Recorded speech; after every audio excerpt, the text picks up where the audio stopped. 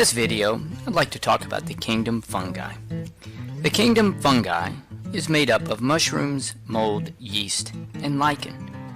Fungi are very important to life on Earth, and many work with plants in a symbiotic relationship. The following are some basic fungi facts. Fungi have a nucleus and membrane-bound organelles, so they are considered eukaryotic. Most fungi are heterotrophs and get their energy from other organisms. Most are unicellular, but some, like yeast, is unicellular. Fungi cannot move about.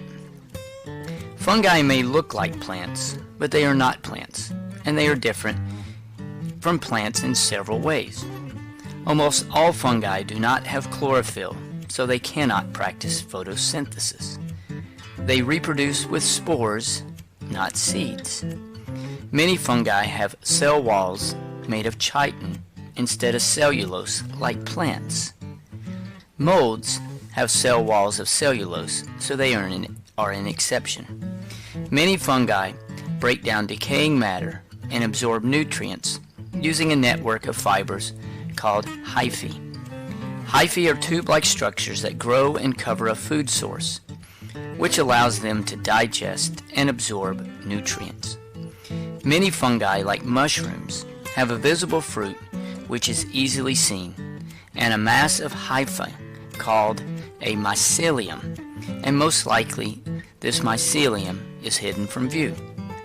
There are four main types of fungi. The first is Zygomycota, and many of these fungi are molds. They produce spores on the tips of their hyphae. A common example is bread mold.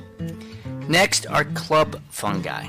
They have a dome-shaped part where reproductive spores are produced. Common examples are mushroom. Next are sac fungi. These fungi produce reproductive spores in a sac-like structure. Common examples include yeast, mildew, and lichen. And finally, you have the imperfect fungi. This group is like your junk drawer of fungi. The fungi that don't really fit anywhere else go here. However, each of these fungi reproduce asexually. Athlete's foot is an example.